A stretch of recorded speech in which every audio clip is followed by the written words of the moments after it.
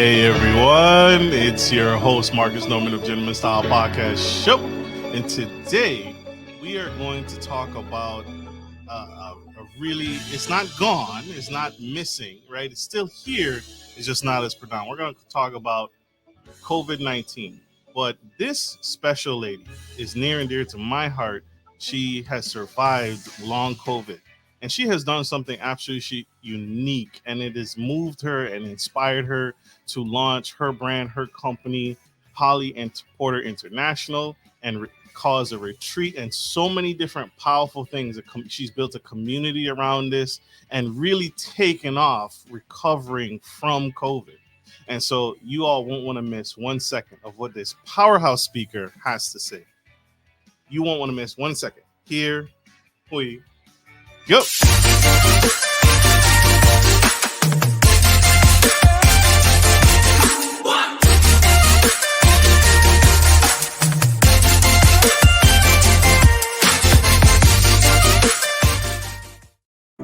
Hey everyone, it's your host Marcus Norman of Gentleman Style Podcast Show, and I have this epic lady, Miss Holly Porter. Miss Holly's life is a tapestry of incredible experiences, starting with not one, not two, but multiple healing journeys.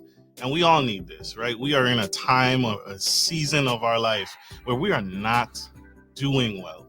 And Holly Porter, I want to say, has unlocked some key principles that we all need to embody, and maybe, just maybe, we'll have a breakthrough in our own lives. And she is also near and dear to my heart. Her fans love her. I've grown to love her. I've fallen deeply in love with what she's doing and the movement she's on, because she is a survivor of long COVID, hospitalized for over a month, 70 days of battling COVID. And she's here to give back and pour into. You'll see the incredible heart of this woman. So I can't hold this lady back. Please help me welcome to the stage the incredible Holly Porter.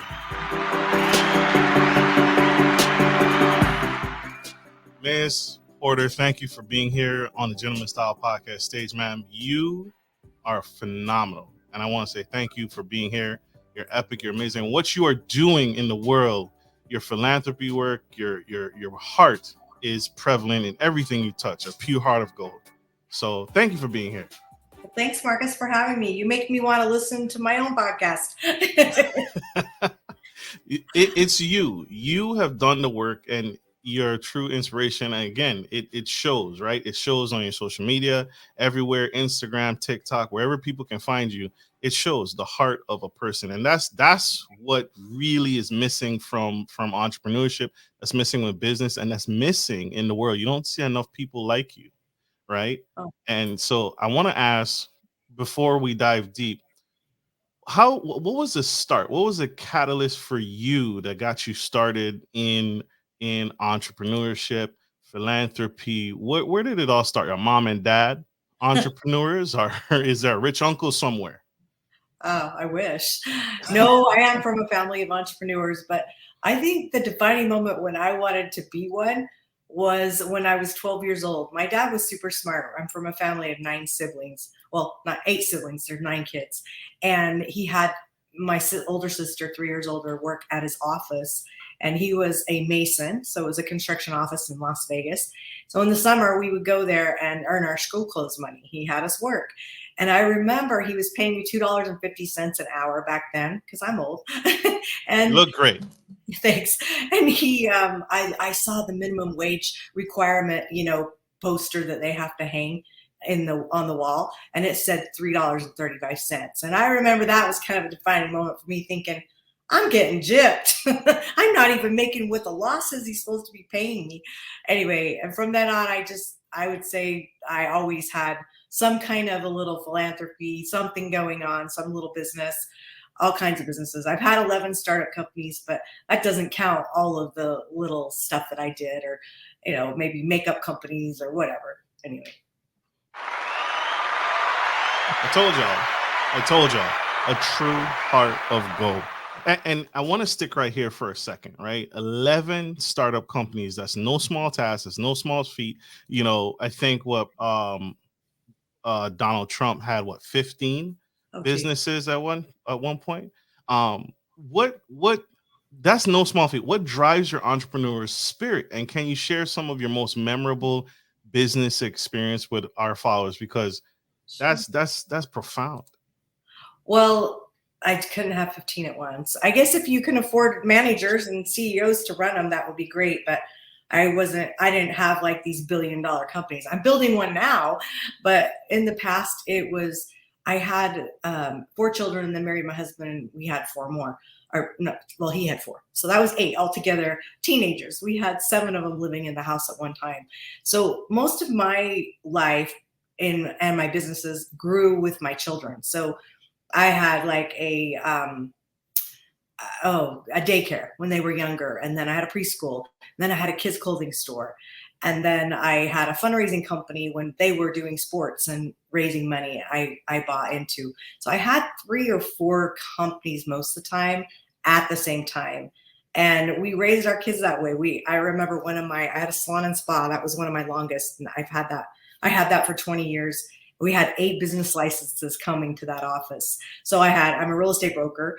I had a real estate office in there, the hair salon and spa going on. I mean, it was just the contracting company that we have. It was just like always something moving along to keep. I just got bored easy. And it wasn't that I wasn't happy doing what I was doing. It served its purpose. And I just knew how to move on. Some of them we sold, some of them we closed down. Or I moved and they just ended. So all different reasons of why we did different things, but I could never tell you what my real passion was. Like, I would be happy about what I was doing until I wasn't. And then, like I said, I would not do it anymore. I believe that happiness is number one. And if you can figure out a way to combine your entrepreneurship and your happiness together, you're going to be way more successful, first of all, because really when we hire coaches, it's like you hire coaches, you think for your business, but it really ends up being about your personal. Because when your personal life is in order, your business life is in order. Wouldn't you agree? I agree. Totally agree. 1000% agree. Yeah, I want to ask you again, with all that experience, I often run into people who struggle. They struggle with managing like two jobs. They struggle with managing. You did all this with a family, husband, married. Probably there's parts in your life where you weren't married, Right. and you was doing all of these. Can you share some tips? Because a common thing I see people struggle with is they can't balance it all.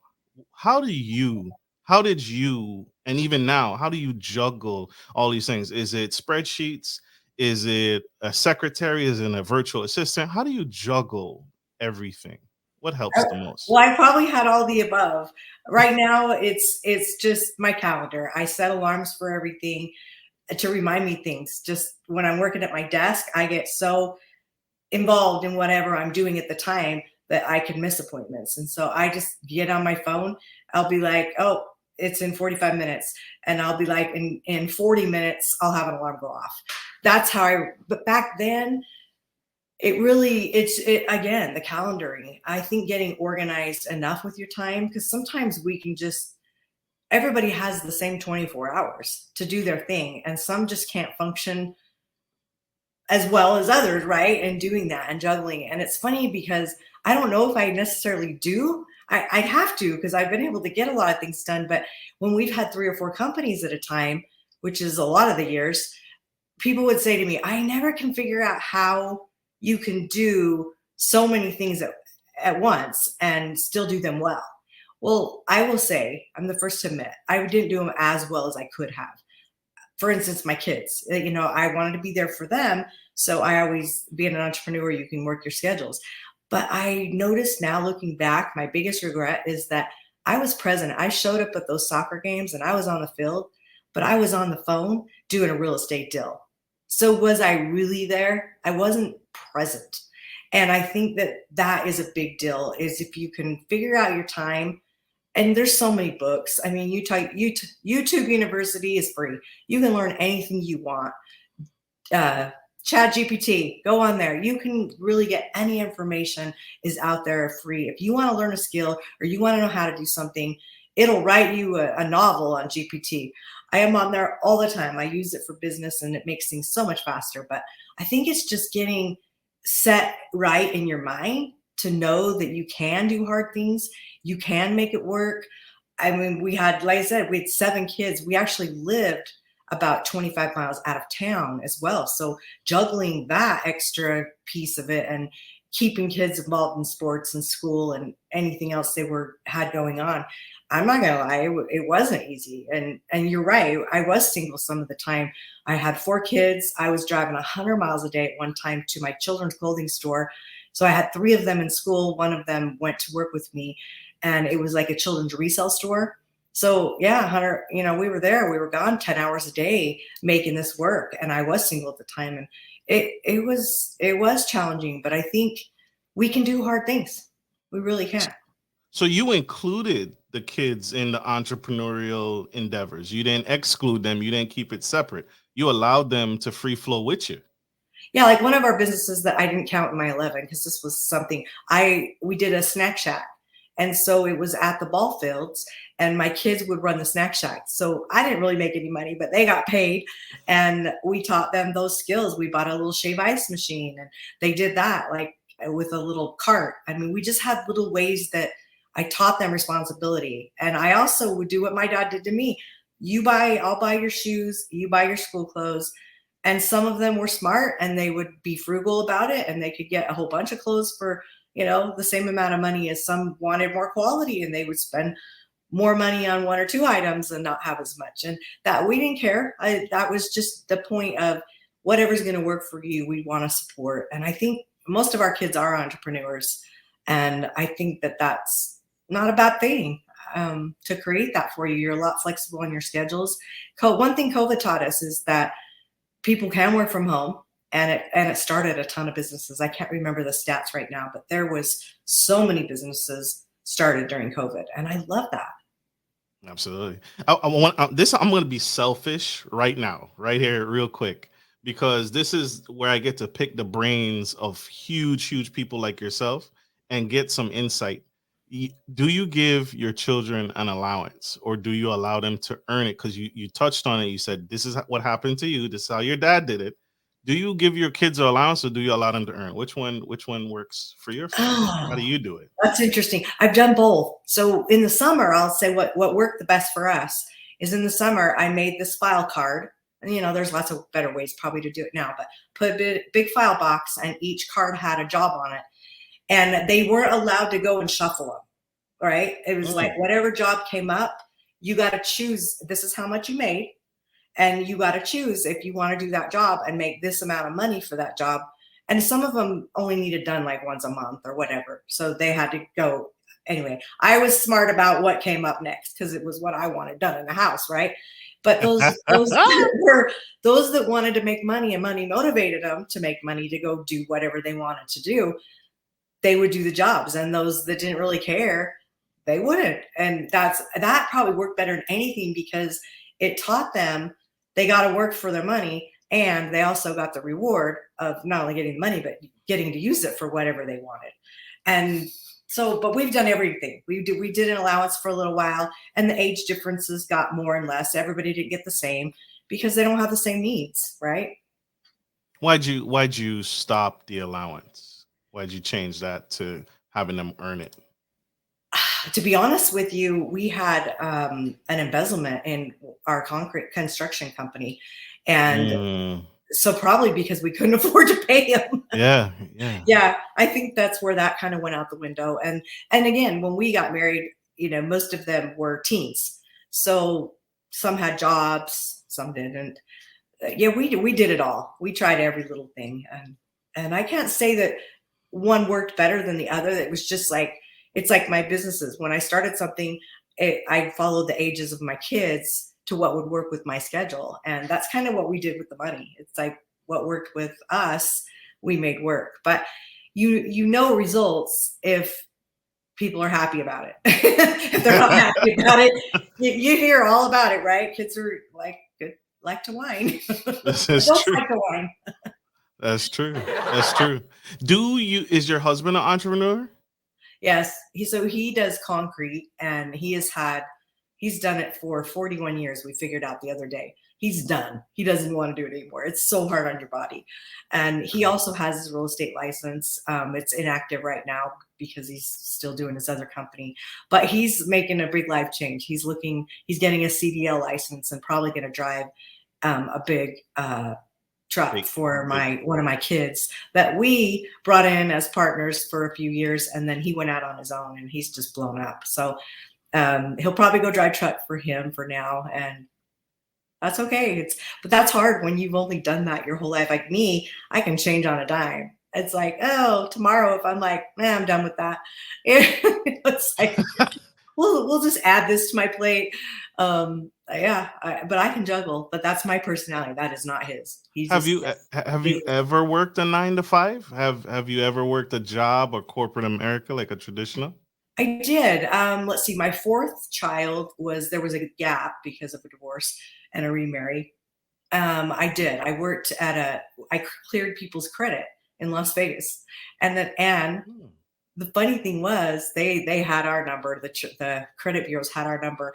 And when I moved back to Utah, I don't know why, because I don't watch TV. I don't watch it now, but back then it happened to be on, and I was at my mom's, and I walked by, and they had Dateline on.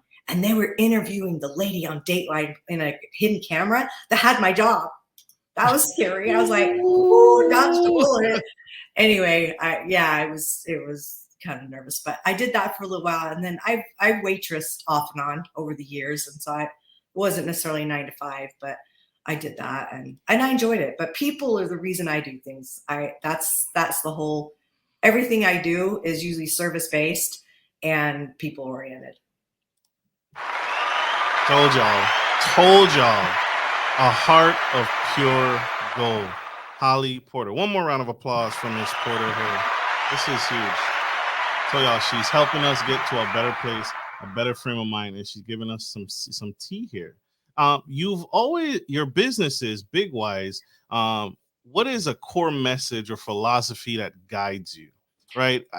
Experts like yourself, professionals working at a very high level, have a philosophy. Can you share one or two of yours that that really stick to the gut, right? Do you have any philosophy you could share with our audience to help them through their struggles or their business ventures?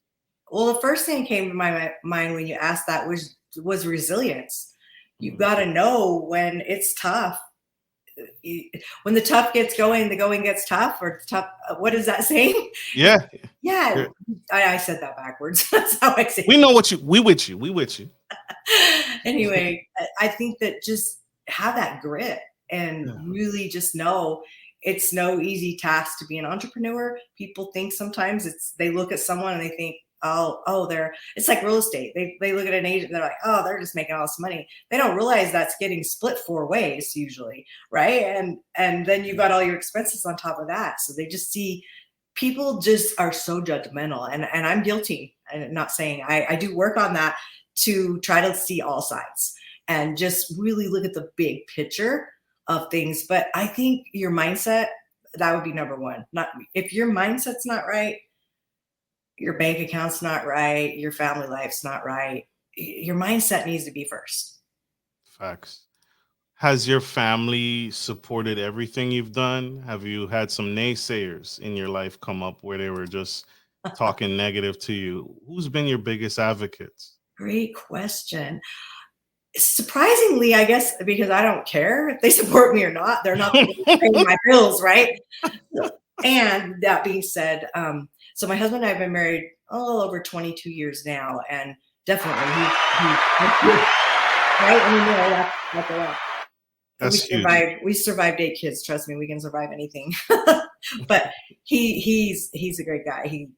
He says you're self-sustaining, because I say, oh, it's a good thing we're probably still married. You let me do whatever I want. He just supports all these crazy ideas. And sometimes he'll give me his opinion, but he's not negative about anything, and that's helpful. But it's interesting you ask that question, because now that I'm building a software company, that's tech. And it's different. Real estate has its own language. Entrepreneurship has its language. Corporate has its own language. Well, tech has its own language, and it's a totally different language. It's like learning a new language. I feel like I've been in college, learning stuff, so on a learning curve for the last 2.5 years. But within tech, it's just so different. And so I've had a little bit of naysayers, not against the idea, because the idea, honestly, I'm gonna say it was from above, because it's a brilliant idea. All right. And it's not being done. And so I'm building the plane as we go. I'm learning the tech as we go, and raising the money as we go. And so I have had a little bit more naysayers, not against it, like you shouldn't do that, give up on the dream, whatever. But I never knew until I was in my coma. I never had that why and that passion of, no, this is like my calling. I'm supposed to be where I'm at now. I'm supposed to be doing it. And I have stories behind that that'll give you chills of why I know that. And I've always had that little gift of knowing. People have gifts. People have their intuition. Everyone has intuition if you tap into it. But that I've always had that. People say, how do you know that? I'm not psyche. I just know that. I know what I know. And this is that knowing, without a shadow of a doubt, that this is supposed to happen. This is the end result. Now I just got to figure out all the crap in between and how you're going to get there and who's going to help me get there. And the right people are going to show up, and they have. And I believe that. I know that with all my heart and soul. And I just know what I'm creating, how many people it's going to serve and help. And that's what it's about. On that, we're gonna, speaking of service, we have one quick commercial break. You guys don't go anywhere. Stay tuned. Stay with us. We'll be right back. Baby Gear Services DMV specializes in high-quality baby gear rentals in the Maryland and DC metro area. We have a wide range of baby gear items for rent, including wooden cribs, car seats, high chairs, and more. We also offer seasonal specials and free delivery.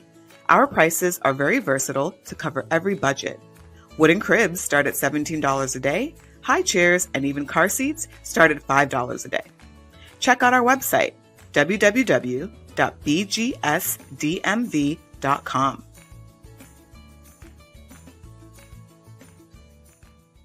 Good day, podcast listeners. This is your boy, Marcus Norman of Gentleman Style Podcast Show. I wanted to let you guys know that we will be rolling out a new feature and adding a join sponsor button next to the subscriber button here at the bottom of your screen. Once you click the button, it will display 3 membership levels. Gentleman Gentry, which is our entry level, Duke Duchess, which is our season level, and the Emperor and Empress, which is our most sophisticated level, which you will receive unique perks and benefits at each differing level and gain access to our community tab. We will also be sharing polls, upcoming events, and interviews, as well as receive feedback from our sponsors directly. Your support helps me find new and exciting guests to bring to the stage live. Well, in order to get the higher end speakers, it requires, you guessed it, money. So thank you for tuning in to my channel.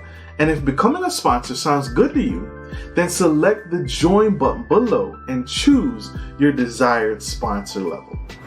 Let's continue to grow and serve the future of generations of men and women to come. Love you guys. Bye.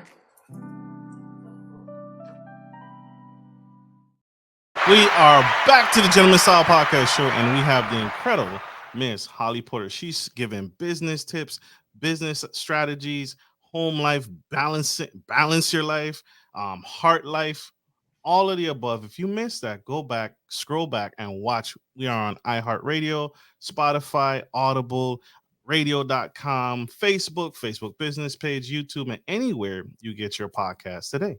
Check her out. She's absolutely phenomenal and a true heart of gold. Miss Porter, you've written 9 books, 9 incredible books. I'm going to tell you which one is my favorite, but first I want to ask, which one is yours? Well, I'm actually up to like 15 now, if I count what I'm with part of other people's books as well. But okay. My favorite is probably my first one, because when it's your first one, it's more your heart and soul. It's just a 60-page read. It's called Inbox, Outbox, Unbox, No Box, 4 Steps to Delete Your Box Thinking. That's a tongue twister. And it's a mindset book, and it teaches you it asks you a quiz, 15 questions, I think, that if you were a shoe, what kind of shoe would you be? And takes the 4 personality personas in shoes and teaches you how to step out of your box thinking in your personality style. So it was just a fun project, and I love doing personality things. And anyway, and then the money profiles goes with that. It's the same quiz. So one's money mindset, and one's mindset. Does that make sense? It does. It does. So I'm going to share what my favorite book is. And I'm curious about it because, and I need to get my hands on it. This is your book 30 Rules That I Wish I Knew in My 20s by 30 women in their 30s. Yeah. And that book stands out to me because I say that almost practically every day. I think that's like every entrepreneur's thing is like, if I did this, I would be here right now. And if I had done this, can you share some nuggets? What should women know in their 20s and 30s that they should be working on beforehand or right at that mark? Because that's gold right there. Yeah. That's where the money is.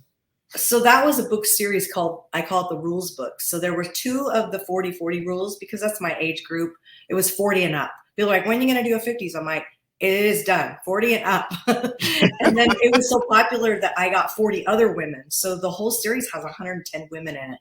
And we asked all the same questions. So each book had its own set of questions. I think it was only about 7 questions, and they had 1,000 words. They could answer the questions however they wanted. And they gave us their feedback. And so, gosh, me thinking back. So, and then I was going to do the 2020, by the way, but working with a bunch of millennials just was not working out. Oh my gosh. And I was going to do a men's one, but I just never had enough men to do it, because you've got to do that age group. So if I had a 40-40 rules for men, it would be 40 men. And I just didn't have 40 men jumping around saying, I want to be part of that. So I just let that series kind of sit where we were, and we did another 40-40 rules. But this 30-30, yeah, that was like thinking that the 20s. I mean, when I was 20, I was married at 18. Mm-hmm. So in my 20s, I was a busy mom. I had a kid at 18, 20, and 22, and 26 were my Mm-hmm. So I was young and I was busy. I had my daycare. Yeah, it was crazy times. So, like, do I remember my 20s? Not for the most reason most people don't remember their 20s. That's fair. That's fair. Absolutely fair. Go check out the book. Check out all her books. Where can our audience find these series of books? You can just get them on my website, hollyporter.com or hollyporterinternational.com. Both of them will take you there, and there's a shop. You can go in there, and I think you're right. There is 9 on there. My other ones I don't have because I don't have as many copies, and I like to fulfill them. I don't have them go through Amazon because I'll sign the book and I'll usually do a little thank you card when I mail it out. So that's a little bit more personalized. Absolutely. The heart. I told y'all the heart in everything she touches. I said that in the very beginning. Oh my gosh. Miss Porter, I want to touch on the heart of you and leading into your nonprofit and the heart of you. You went through long COVID. You spent 70 days hospitalized. That's no easy task. And COVID was a crazy virus because you're sick, but no one can come see you. And those that come see you have to mask up, hazmat suit, oxygen tank. It's Armageddon. It's like, tell us what happened, how did it happen, how'd you feel the emotions of this? Oh, wow. That's such a loaded question. I know. I'm sorry. No, it's okay. So interrupt me if you need a clarification at all. I gave you permission for that. So when I got the Delta version. It was fall of 2021. I went to a conference and got it and came back. And I'm sure I infected a bunch of people on the airplane. So I'm sorry. And I pray every day that none of them died. Because you just don't know what you don't know. I never thought I'd get COVID. I was super healthy, walked into the hospital on no drugs, walked out on a dozen. I'm drug-free now by choice. And they had no records on me. Like, there was no baseline of anything.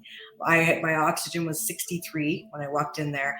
I was in the ICU in a room from the ER to the ICU within less than 30 minutes, which if you've ever been to the ER, you know, that's like impossible. Yes, So that's ma'am. how bad they knew I was. When I was in there, you could have one person every 24 hours. And so my husband, I infected the week we were home, and he couldn't come home for 2.5 weeks. And so my sisters took turns and they stayed every 24 hours. I had a daughter that came some of the time, but mostly these two twin sisters. They saved my life by being there because intuitively they knew somehow that I needed them there. Like, I'm really independent, but somehow I don't know if it was for accountability for the medical staff, just for the energy of it. I mean, people loved coming in my room, they said, because it was so icky in the hospital at the time. Cause I mean, so many people were dying. I mean, I had a friend that's husband I met later, and he said, I deliver medical equipment. And he said, I can't tell you how many body bags we brought there. And he said, I remember his wife telling him I was in the hospital and how bad I was. And she just said, I don't think she's going to make it. And he said, I remember one of the deliveries thinking, I hope she's not coming out in one of these. I mean, just horrible things. Half the people that were in there were dying. It was a horrible, horrible time, right? And we all have a COVID story. Mine's not extra special. We all lost somebody we probably knew, and we all were affected physically, mentally, financially. I can't think of one thing that affected the whole world at one time besides COVID. And I know we all want to forget about it, but do you know there are 100 million documented cases of long COVID? And when I started with the nonprofit 2.5 years ago, there was 65 million. Then it went to 85. Now it's over 100. I think people are realizing, they're putting two and two together, realizing that these symptoms that I'm having, there's over 200 symptoms linked to it, that they're realizing that that's long COVID. And doctors didn't know, right? We're the statistics for them. And I was told in my coma to start that nonprofit. I was given the name. I don't remember it being called long COVID because nobody knew what long COVID was. That was a newer thing, but it was to support the COVID sufferers, and which became the long COVID people because they're the ones suffering, right? That didn't get better. And honestly, the hope around it is there are a lot of people that got it in 2020 that are now 100% better. So there is hope that people are. I'm way better. I'm probably 85% better from where I was. I do have a list of diagnoses, which really stink, that I didn't have before, but it's a mindset. I feel like better is better, and I'm going to do everything I can to get well, because people like me that got it. I was intubated twice. I had a trach, I had sepsis, I had other life-threatening infections that I don't know the names to. There's no reason why I should have walked out of there with my life, right? And I did. And so I don't want to waste a day. I have things to do. God told me in my coma things to do. I had out-of-body experiences, many funny stories too. I had a near-death experience, and I had a spiritual transformational experience. So for me, it's God's my higher power, for whatever it is for you and your listeners. That was it for me. And I specifically knew what to do, just to have that. It was almost like, oh, here's your manual. Now go follow it. Yeah. Do you remember that week before you got hospitalized? Do you remember how you were feeling, or what you were feeling, or that? Well, so we were in a fifth wheel waiting for our house to close, and we were living on my dad's property, which was nice. It's like a spa. We weren't roughing it, but we were waiting for our house to close, and I came home sick with it. So we'd only been there, I think, a couple weeks before this, but we couldn't close on the house because nobody knew if I was going to live or die. So we had to let that house go, and we were in there for a full week. And I remember I remember texting people, but I bet it didn't make sense. I was so sick. My husband got it, 2 days after me. but he did end up on oxygen, but he didn't ever have to get hospitalized. So I don't know how he drove us. I think we were so scared to give it to somebody because we knew how sick we were. People were bringing us food and just leaving it outside on the steps. We wouldn't even open the door because we didn't want anyone else to have it. So we never thought about calling an ambulance. I woke up about 4:30 in the morning after a week and said, we got to get to the hospital. I'm in trouble. I can't breathe. And so he drove us there somehow. And by the time he parked the car and came in, they already had me in the ICU. That quick. It was like, okay, upstairs. Yeah, it was. So I don't remember a lot about that week. Other than I remember reading a few texts later that I text people. They really didn't make sense. That's huge. And you know, the fight that you go through, I can imagine looking at the pictures, the fight that you had to fight. It's a battle. Yeah. It's a battle, and it caught the world by shock and awe and storm, and it just really took a doozy on us. And you're right. Suffering from it myself. You never get back to 100%, I don't think, but like you, I feel like 85, 80% back, Yeah. right? Yeah. And but it changes you. Oh. It humbled me. Yeah. It really, when you face your mortality, that does something to you. Yeah. Where tomorrow you might not wake up. You close your eyes and you might not wake up. And so um I don't think I had a out of body experience, but I definitely grappled with my spirituality. I Yeah. hate I remember one specific moment. I was angry. I was really angry. I was angry at everything, everybody, the world, nurses. I remember I was being a butthole to my nurse. The nurse, because they would come in and they're sticking me in my stomach with the blood thinners, Oh they're yeah. giving me medications Every because hour. every hour, and it's brutal. They're checking your vitals, and I didn't have family. I didn't Oh. have anyone to come up and check on me. So Oh. the 30 plus days I was hospitalized, it was me and the nurse. Ugh, No, be hard. and that I was just angry. And I remember my nurse coming in, and she was like, you okay? You feeling better today? Because I had an attitude. I wanted to leave. I was fighting to be checked out because I was so tired of being sticked and pricked and looking at my vitals, and nobody really giving me anything, telling me what's really going on. Am I improving? Am I getting worse? What's going on? Probably don't know. Right, because COVID was new to everybody, and they're just doing their checks, and they don't know if it's up or down or what. They just know you're still here. They're Yeah. basically checking, hey, you're This alive week. today. This is our protocol for this week. Right. Yeah. So, and yeah, I was angry from it. I do remember that. I was really angry from it, and my dad called me on my cell phone, and he's like, your nurse and your doctor say you're rejecting everything. You're Oh. not taking your medication. You're refusing a lot of the treatment. Oh. And he's like, stop being a butt. Let them do what they have to do. Yeah. And it's my dad. So I like, okay. And the nurse comes in. She's like, you calm down now? And I'm like, yeah, I'm better. But Oh. long COVID is no joke. Miss Yeah. Porter, this sets you on a path. Surviving COVID has set you on a path to build. You are a true entrepreneur from beginning to end. Your nonprofit, the venturebucketwish.org. Tell us what you are on a mission to do now. Yeah. Really, it's to raise awareness that people don't understand.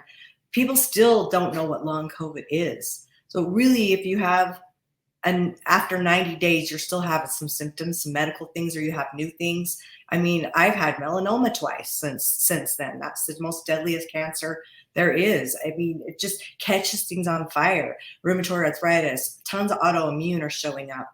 So I would educate someone that's listening that doesn't understand that maybe they have something. Think back. Did it start happening after you had COVID? because it probably is in that category of long COVID. And for us, we just wanted the awareness to be out there, the support of these people, because they're getting gaslit from their doctors. The doctors don't understand. I had one of my doctors pretty much fire me because I wanted to go more holistic. And he's like, well, if you're going to go down that path, then I'm probably not the right doctor for you. I'm like, why do I need drugs to get better? If I think I can do it holistically, support that, right? And so I think it's just getting that out there. We started a podcast. We have people that have that are sufferers of long COVID.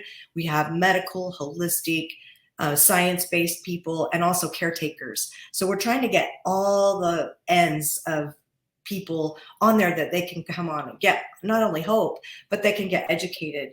We also grant experiences. That's where the wish part comes in, where people with long COVID, we have been able to pay for them to do something, an experience. I'm more about giving someone a memory than just a wish, right? It's like, let's create a memory of something they want to do.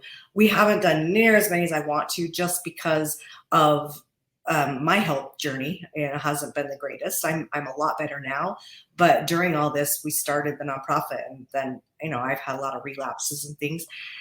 So it's raw and real. It's just how it is. I mean, just here we are. And I'd love to be able to raise more money. We've done a gala, and at our gala, it was very successful, but it just takes money to do things to be able to help more people. On our website, by the way, if it's something that's calling to your heart, you can sign up and do a one-time donation. You can also do a monthly donation, even as low as $25 helps. And that way we can help support this. And we are also teaming up with other organizations for long COVID. They're starting to get awareness out a lot more, even though most people, they don't want to hear about it. Our podcast would be helpful if you'll go subscribe to it. It's Hopeful Horizons podcast. So Hopeful Horizons podcast, and that's on YouTube, just because people see and they see the word COVID and they just don't want to hear about it. We've actually thought about not focusing on just long COVID, but keeping it more autoimmune related for that reason, because people don't want to hear about it. It's like, but the people with long COVID, they're suffering and they want the support. So Right. Catch 22. Thanks. So the goal with the nonprofit is to support those with currently active long COVID symptoms. Yes, which are a lot of them have autoimmune. Autoimmune is probably the biggest thing that most people are getting: rheumatoid arthritis and fibromyalgia, with the fatigue. There's 200 symptoms linked to long COVID, but I would say about 20 of those really cross over. So no two people are alike. I've never seen long COVID the same in anybody, because those symptoms just are so different. And mine come in waves. Like, I've got tinnitus that never stops. So I have to sleep with, I have sensory issues because of it. So I sleep with a mask with my, so it covers the light, so the light stays out of my eyes. And then I listen to binaural beats or affirmations all night long in my ears because of the ringing, because it gets louder as I go to bed because I'm listening, right? And just like things that you have to figure out. I have to wear a CPAP now. I didn't have to before. So I look really cool at night. I'm scary, actually. I have all this stuff on, and I'm claustrophobic. And that was a mindset in itself, to just like train your brain. So you have something covered you hear, you have a full face mask, stuff over your head. Like, it's scary, because I was intubated and trached, and it's like anything that's going to take your breath away, even though they're giving me breath, it's just, you have to learn that people have that anxiety and depression and PTSD. If you were in the hospital, and you probably have had little triggers here and there, it creates PTSD. And I wanted to scuba dive, and I found myself a few months out of the hospital watching some scuba divers on a show. And I noticed like I was having like kind of a panic attack. I was breathing really heavy because it was that memory of the weight and not being able to catch your breath and feeling like you're underwater. And I was like, oh, I'm taking that off my bucket list wish. No, not doing that. And so it just mentally, it's just preparing all these different things. Sorry, I hope that answered your question. I kind of went all over with that, but No, it did. It answered my question, and it touched on the mental. beforehand, right? There's a mental aspect, and people don't even realize. Like I told you, I became very agitated from being just hospitalized for so long, not on top of the long COVID symptoms that I was suffering through. So I'm in pain, physical pain, suffering, can't breathe, hard to breathe. My lungs have shrunk to the size of a peanut, a golf ball, and I'm getting pricked every hour, Right. right? And so that does a toll, and Yeah. that's like a mental toll. So that you've answered two questions by sharing that, and I thank you. I Because have a story. Can I share a story because you said it a couple times? Well, first of all, I have a couple funny things too. When I was in there, I had a salon and spa for 20 years, like I mentioned. So a lot of hairdressers in my family, but my one twin sister is a hairdresser.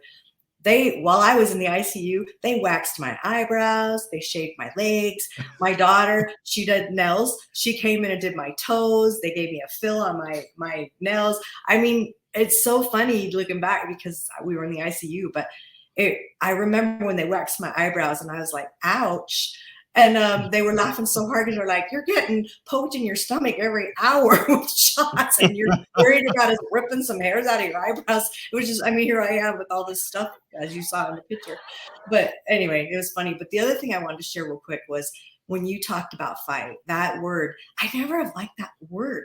And my spiritual transformational experience was me being angry because you mentioned that. So I was mad because my cousin had texted my sisters and said, I know Holly's not doing well right now. Will you please read this to her? And it was basically a spiritual experience she had with some of our loved ones that had passed on, and that they were all praying for me. And, it was kind of about that.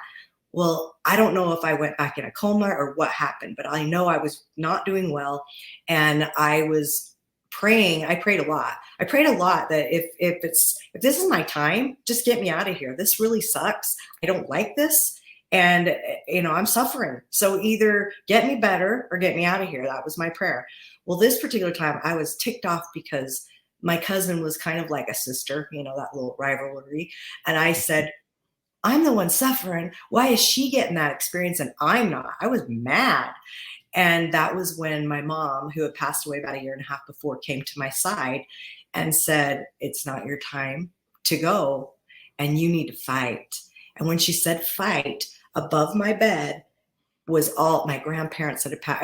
They were all in white, and it's like my grandparents, my brother, my sister-in-law had passed away. I had a grandbaby that passed away that actually she was an adult, but I knew it was her. They all appeared in front of me, and they started like for that support, and they started chanting, fight, fight, fight. And every time they'd say fight, I would get, my husband came, my kids came, my friends came, all these people I knew came as far as you could see up past like people I didn't even know, which now I know those people I didn't know, I believe were all those people I was on prayer lists everywhere around the world because I had friends around the world. And I had all that support. And it was that defining moment when I knew I was going to live. It was like that chant of fight, fight, fight. And it was like, okay, that's all I had to know was that I was going to live. And I had it in me to stick it out and fight. And anyway, so I turned it into a good story. thank you. That I needed that. I needed that truly. Miss Porter, you have been absolutely incredible, amazing, and again, I'm so glad you're here. Absolutely. Miss Porter, what would you say? You've dropped so many nuggets this episode, so many heartfelt moments, and so many encouraging words, and so many life stories.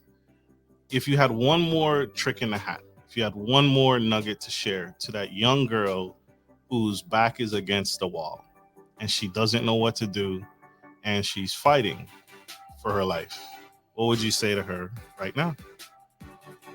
I would probably say you're not finished till you're finished. So get that fight in you until the bitter end and make every day count. Yes, ma'am. Yes, ma'am. Continue to fight. And I'll say this to you publicly, Miss Porter. Keep fighting. Keep going. Don't ever quit. We need you. The world needs what you're doing. And so never give up. Thank Awesome. you. Absolutely.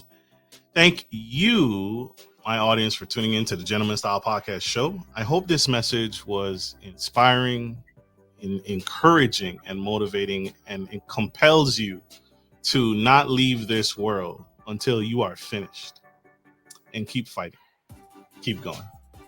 So thank you, Miss Porter. We have to let Miss Porter go.